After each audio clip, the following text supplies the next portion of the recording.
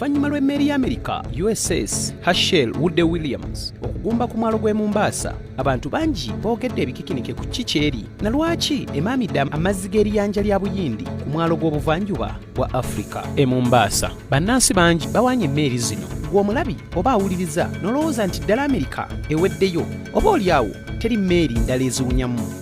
Abasajja b'Amerika okuyitibwa bannantameggwa oba eggwanga linnaggwano mu nsi yonna kiva ku nsonga nnyingi nnyo naye nga etabuusibwa maaso y'ebyokwerinda. Amerika erina emmeeri ennwanyi eziwerako omuli USS Missouri, USS Enterprise, USS Zumwalt, USS Nimitz, USS Ronald Reagan n'endala nnyingi. Emmeeri ezikyasinze okubeera zimazongoto, zirugogoma, zinnaggwano olw'obunene bwazo, ettaano Amerika ziri waayo.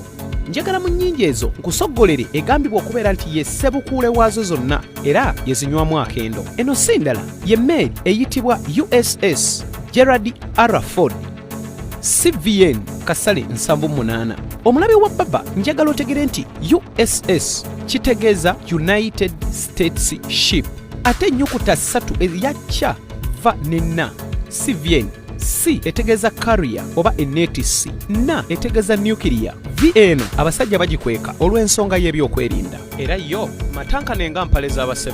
78 etegeeza nti eno y'emmeeri ey'ekika kya CVN ey'e78 eggwanga lya Amerika gye yafulumizza.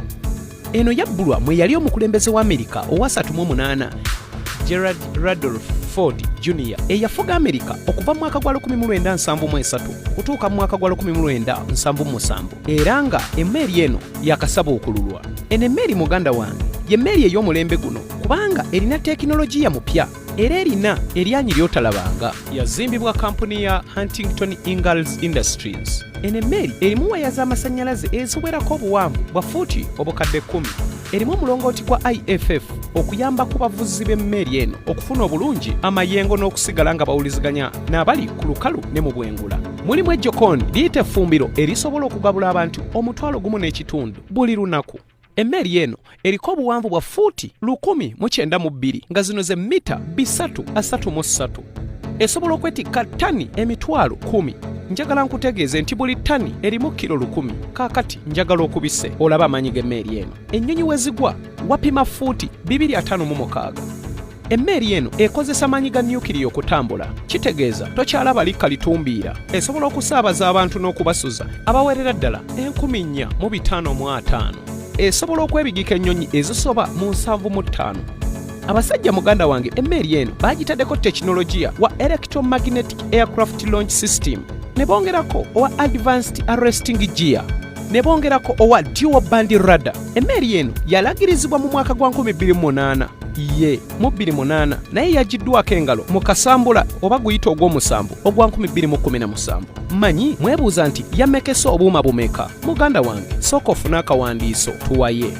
Emmeeri eno kigambibwa nti yawemmense obuwumbi mu dola za Amerika 13 mu obukadde 3. Singa nkubisiza ku dola nga bwe yali egula mu 2008 ku 1700 buli dola, emmeeri eno yawemmenta obuse 22 mu obuwumbi 610. Kale olabye George Walker Bush Jr. ye yagiragiriza ejjidde ku mulembe gwa Trump. Ensi yonna eneereega ng'obugoye obukamulakweta okulagiriza emmeeri eno erina okukwata obuse 47 mu obuwumbi 808 mu kadde kano. Kino kitegeeza nti Uganda bw'eba yeegombye okugula emmeeri eno erina okumala omwaka mulamba nga terina kintu na kimu kyeguze, teri minisitule n'emu efunye ssente, saako n'okwewolayo ku ssente kusobola okwetuusaako olumbulege lw'emmeeri eno USS Gerald R. Ford 78. Muganda wange nkusiibudde.